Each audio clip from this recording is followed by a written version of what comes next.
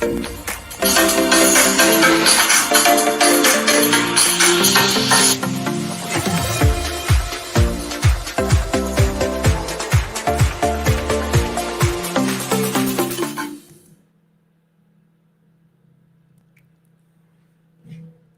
right, we are live. Hold on here. I think I'm getting an echo. No, maybe not. Okay, cool. We are live today. Welcome to Daryl and Boo's weekly update. We're going to start doing this live now. And the reason for this, we're going to stay on for a half an hour. And the reason for this is that now we can actually answer people's questions live on air. So anybody that wants to interact with us, they have burning questions that they have been saving up to ask Daryl and Boo and weren't sure where they could ask that and what the appropriate format for that is. I mean, you can always email us, but now we'll be on here every Monday morning for a half hour, so you know that we'll be around and you can ask us any questions that you want live. Or just generally come on and have a little banter with us and share some thoughts on a Monday morning and talk about your weekend, all sorts of good options. Nothing else that will be live, and we'll have lots of bloopers. Yeah, that's true. We always share what we're doing on the weekends, but we never really actually hear what other people do on the weekends. Yeah.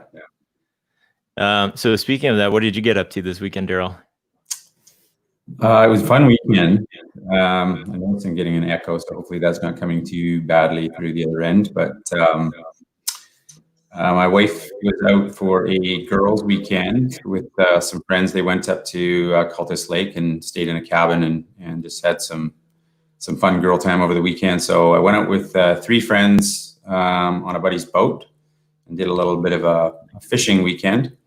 So Friday evening, we left the North Shore and went over to Gibson's and stopped in the marina there. If anybody is familiar with it, there's a restaurant right on the water called Smitty's. It's a bit of a landmark. It's a Smitty's Oyster House. So we got over there, had our dinner at Smitty's, and kind of hung out in Gibson's for the evening. Checked out Gibson's Tap Works. Back to the boat on Friday evening, and then Saturday we spent all day fishing. Kind of made our way trolling up towards Secret Cove. Landed 6 nice salmon. Well, I should say the boat landed 6. I had 2 within 50 meters of the boat and didn't land either of them, but we brought 6 on the boat. All catch and release at this point right now for Chinook, which was fine. But we ended up in Secret Cove, dropped anchor there, dropped some crab traps and pulled up some crabs. So we had steak and crab for dinner on Saturday evening. Beautiful, beautiful little spot. If anyone's not been to Secret Cove, we were out in that area, literally catching fish, and there was a pod of orcas swimming by, and the cove itself is just teeming with wildlife like eagles and ravens and seals. Anyways, it's a magical sort of west coast of BC weekend, and a little bit more fishing on Sunday, and then made our way back. So yeah, great weekend. How about yourself? Oh, wow. That's cool. Well, I just thought I'd pull up a picture of Secret Cove here. Well, look at these guys. Yeah, it is. It's an amazing spot. There's a restaurant there which is not open because of COVID, but if I think one of the guys told me it was a very high-end chef moved, I think retired. He was from France and moved out to Secret Cove and opened up this restaurant, which is beautiful. It's been built right onto the dock. So hoping that opens up again after COVID, because yeah, just if you're looking for that's the spot right there. You're looking for a great weekend trip and you have access to a boat. Just a gorgeous little place. Oh, wow. Yeah, that's pretty cool. Here's the Smitty's place. Yeah, Smitty's we've been to many times before. It's just a fun. The staff are really nice. Always fresh oysters and great food. And again, you are 5-minute walk from the marina up to Smitty's. So highly recommend it. I'm sure lots of the people who are listening have been there before, but if you haven't, it's worth checking out. Wow. Yeah, that's pretty cool. Yeah. Huh. No, here's that. Nice. Yep. Yeah, overlooking the marina there. So yeah, great weekend. How about you, Boo? Nice. Yeah, I'm just pulling up some pictures right now. Let me see if I can get them all up. So thought I'd give everybody an update on my exciting garden adventures. Nice. Let's see here.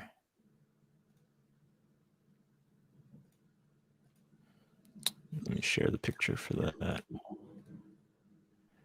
So this is one phase of it so far. So we got the garden fabric down. That's Ava helping working on that. Yeah. So she was pretty happy to be digging through there. Let me see if I can get the final product pulled up here. She wears her Santa Claus hat when she's gardening, it looks like. Well, it's funny. I don't know why.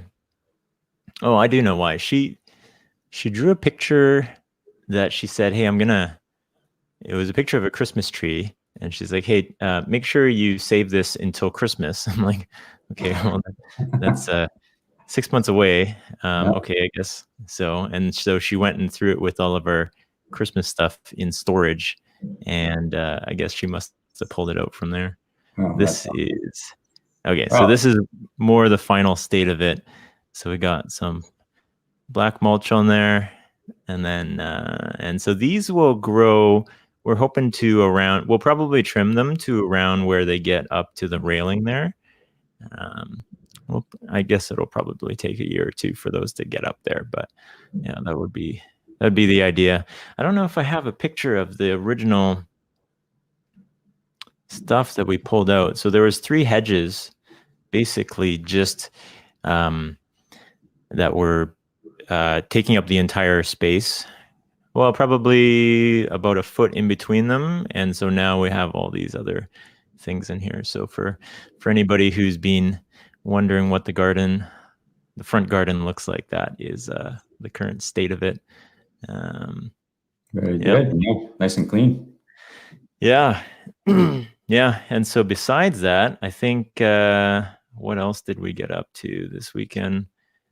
Not a whole lot. I think most of it was actually just doing that, organizing around the house. Nothing super exciting. I thought I would share something here. No, I did catch some of this, which was a CrossFit competition. So for folks who don't know, I'm into CrossFit, although in more recent times that's a little bit different. There was a bit of a shakeup with that. But what was interesting is there's all these competitions that were happening outside of the main CrossFit competition. And so Rogue hosts one of them, and they live streamed it. And what they did was really interesting in that they actually live streamed it simultaneously with people from around the world. And so let me get a shot here. So it was all streamed on YouTube, and they had feeds coming in from every single person that had qualified. I think they ran like 20 all at once, or 20 people per gender qualified, and they gave them the events. They set up streaming in their gyms, and they actually ran this. Like if I hit play here, they're actually all working out at the same time. It's amazing. Yeah. No, you don't get to actually see the other person. So that's, I mean, with every competition, like that always kind of fuels you when you can see the other person. So that adds a pretty interesting element in that you can't really see how other people are doing or gauge like pacing or anything like that. But yeah, it was pretty neat to see how they set it up. And so this guy up in the corner here, Patrick Vellner, in the top left-hand corner, it says he's Canadian there. He's from Montreal. But he actually moved to Nanaimo, and his fiance is going to school there, and so he goes to CrossFit gym in Nanaimo. So he's there in Nanaimo. Won on the men's side, and on the women's side, Tia Claire Toomey, who is from Australia, won that one. So yeah, pretty neat competition here. This one's a cool event. So if anybody wants to check out just a smidge of it, I would say go into day 2, and about an hour in, you get to watch the clean and jerks, which people always love watching, kind of the really heavy lifts here. And so they got up to, where did they get up to? 360 pounds. Crazy. Let's see. This guy got it. I don't know if everyone got it. This guy, just not great technique either, which is amazing. Yeah. And then raw strength.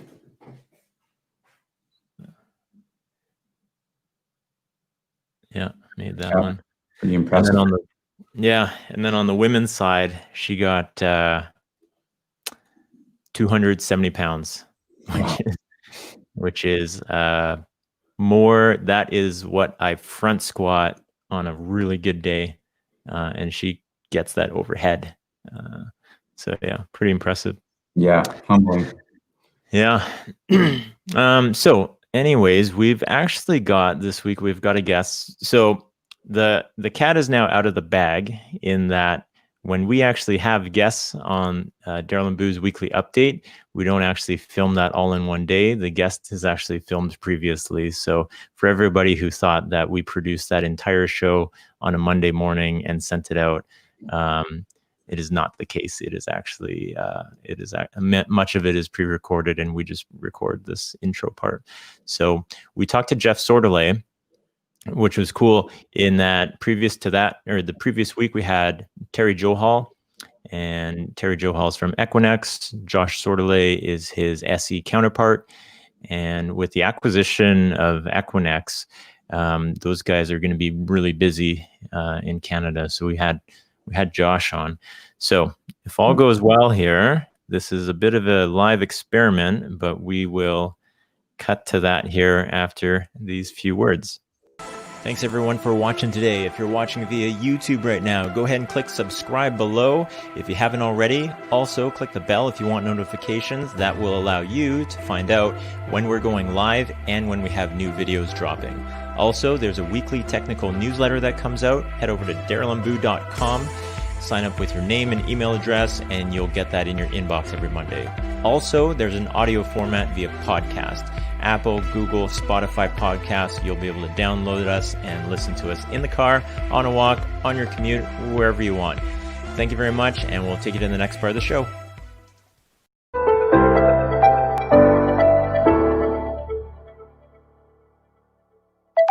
This week, we are fortunate to have Josh Sordelet on from Equinix. So Josh's role is a senior global solution architect. So welcome, Josh. Thank you. Thanks for having me, guys. So we had Josh's counterpart, Terry Johal, on last week, who's the account executive based here in Vancouver for Equinix. Josh, before we talk a little bit about yourself and your role, and we'll have some questions to fire at you as always. Noticed in the background there, you've got some pretty cool looking guitars. Maybe share a little information on those. Sure.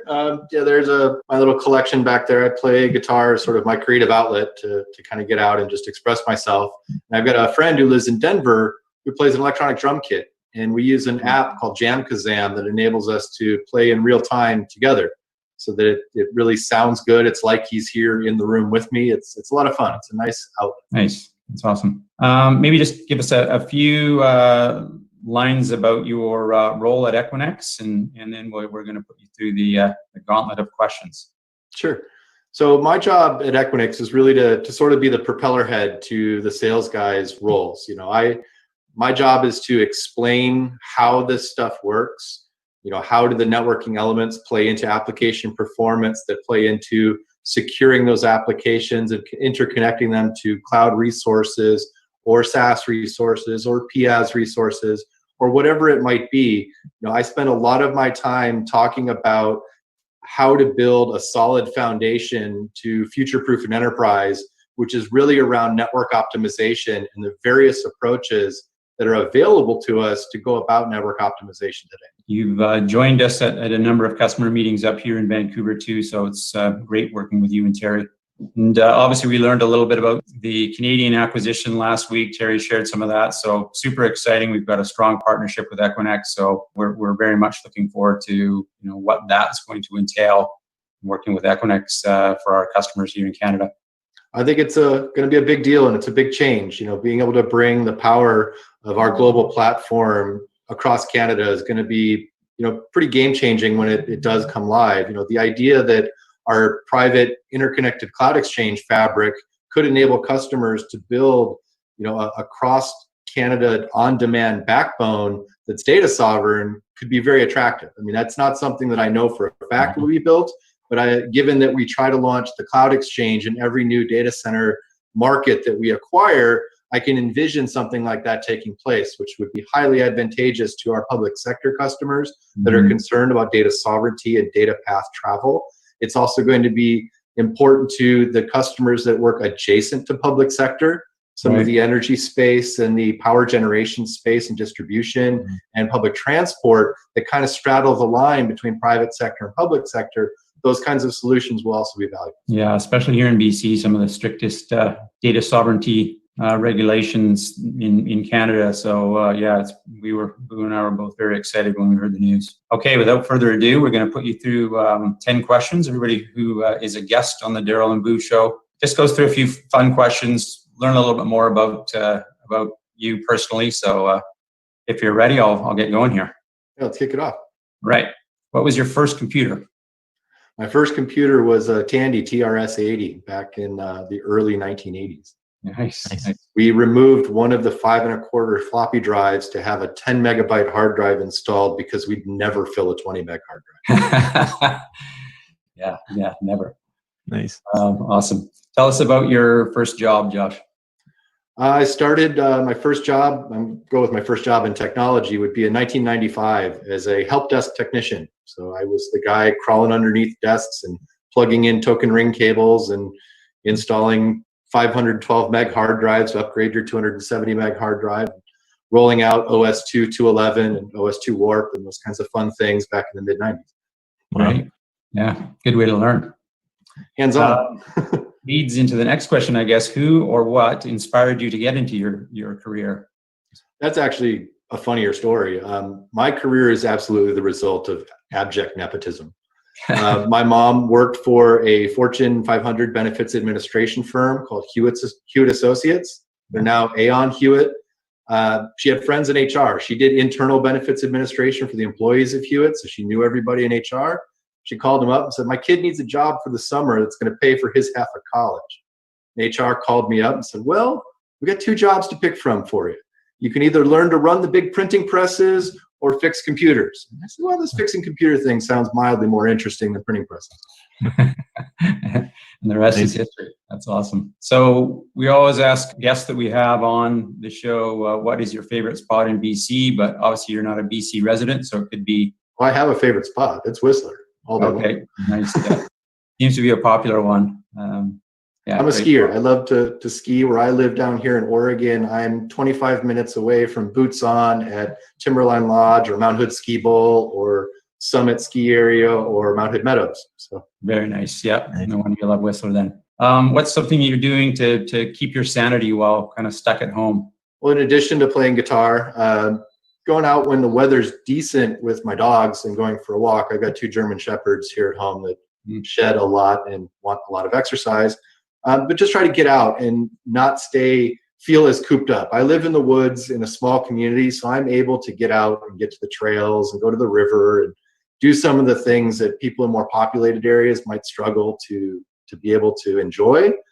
For me, it's a little bit easier. It's frustrating sometimes living in a small community like this because we do get a lot of tourists coming up from Portland or Vancouver, Washington, and they don't always observe the fact that this is a small community without any doctors. There is no urgent care or hospital facility within an hour of where I live. Wow. So, coming up here and bringing those potential pathogens to our little community, it's a bit of a double-edged sword. Yeah, okay, no kidding. What are a couple of your favorite books or podcasts you're listening to or reading right now? Oh, well, I just finished not too long ago a great book called Team of Teams, written by General Stanley McChrystal of the U.S. Army. And it was about how they had to completely reinvent their approach when it came to dealing with ISIS. When they went over to the Middle East and encountered ISIS, the standard command and control structure blew up in their face because ISIS is so decentralized.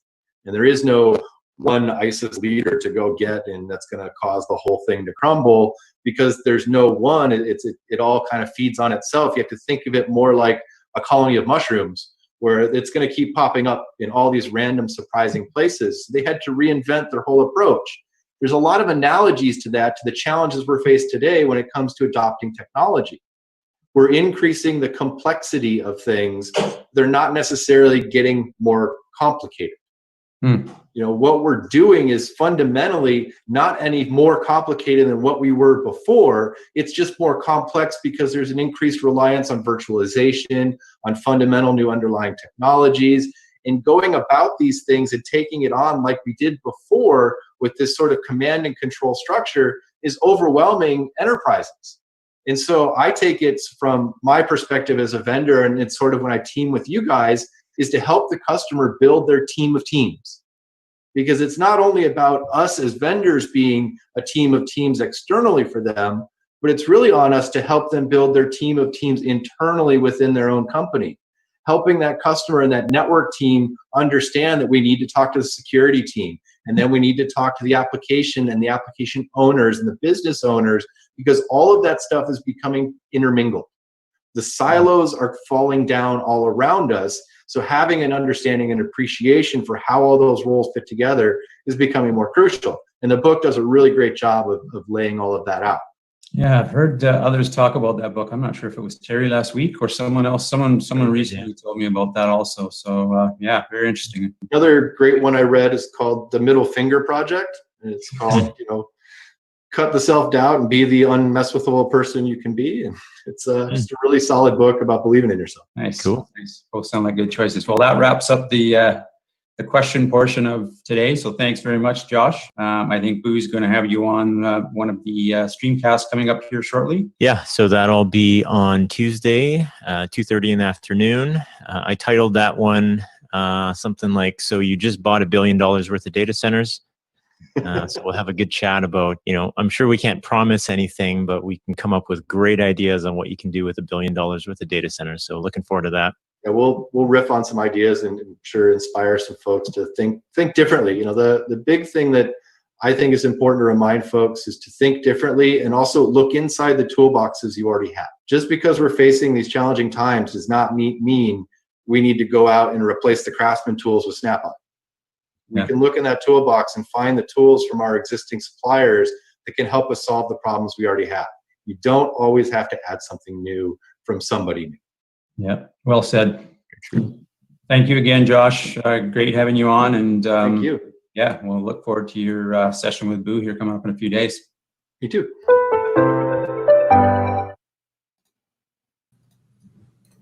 Alrighty. So that was fun. Great bright guy. Yeah. Yeah, really enjoyed that. So and enjoy working with him and Terry also. They're a very good team. Yeah. So that is one of the things that I will bring up here. So we got about 5 minutes left for anybody who wants to ask us questions. This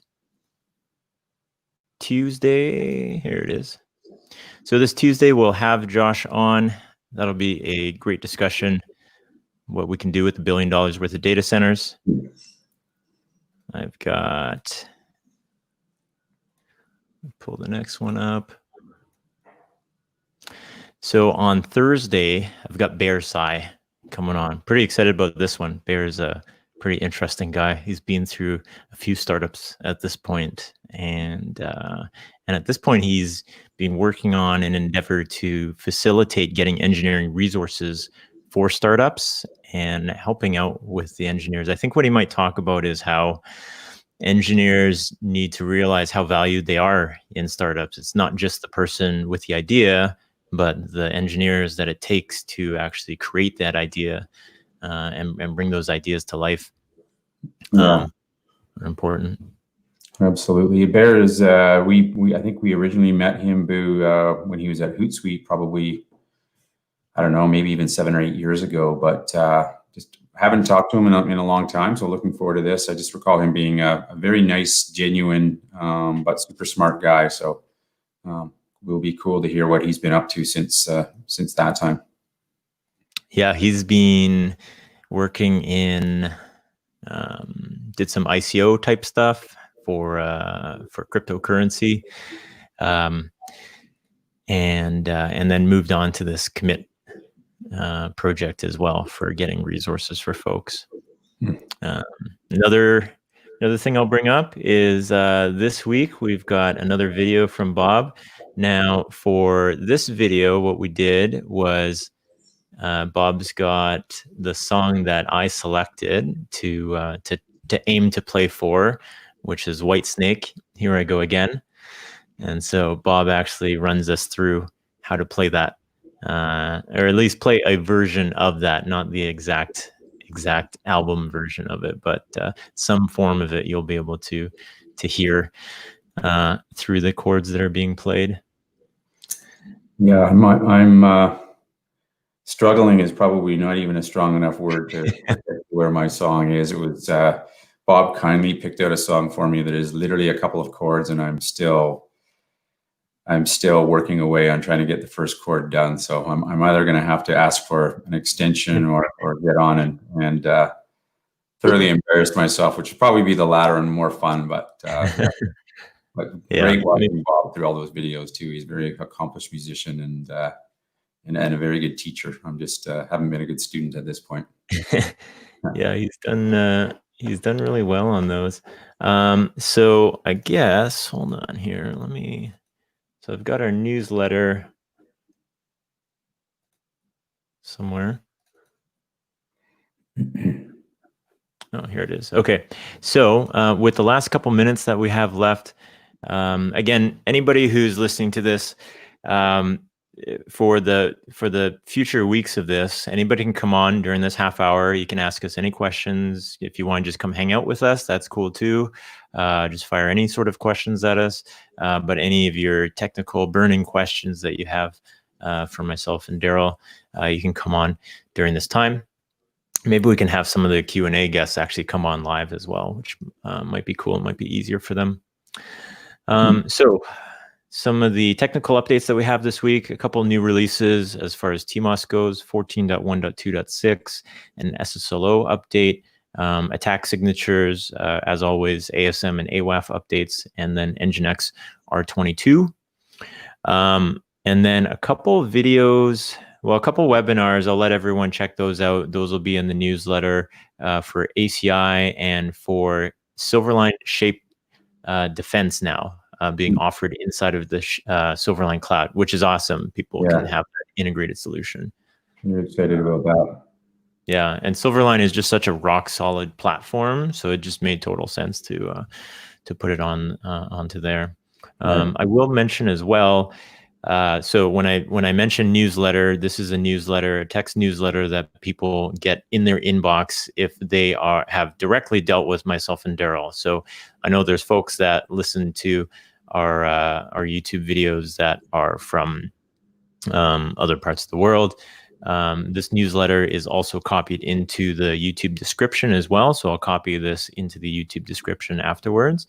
But we have darylandboo.com now. And so the newsletter will actually be in the future distributed through that in its weekly format. Everybody that currently gets the weekly newsletter from Daryl will get that in a monthly, more high-level format. The newsletter that will come from darylandboo.com will actually be one where I can focus a little bit more on the technical side on a weekly basis now, and put more emphasis on it as we move it to the website version of it. So everybody can check that out. Otherwise, just a couple things I'll mention from the newsletter. We've got a video from Hitesh Patel talking through Beacon. We've had questions on that before. Hitesh does a really great job of explaining the value that you get out of Beacon, so that's worth checking out. Yep. And then one more video, one from Rick Salsa, and that reminds me that we should probably tap Rick Salsa and see if he can join us on one of these episodes here. But this will actually be for working with F5 cloud services, the DNS load balancer, and actually having integration with local traffic manager now. So that's a beta feature that was just released. Rick actually talked through that in the video, gives a little bit of a demo on that, but yeah, I think it'd be good to have Rick on. Yeah, great guy. Yeah, cool. All right, so that concludes our first week of going live. Again, everybody can jump onto this in future weeks, ask us any questions that you want. I know we didn't really advertise that this was going to be live. This was more of a test, but I think it went well. I think I got all the transitions down and whatnot, so not too bad. Yeah. So yeah, with that, if I don't see you on the live streams this week, then we'll see everybody next Monday. All right. Thanks, everyone. Have a good week. See you, folks.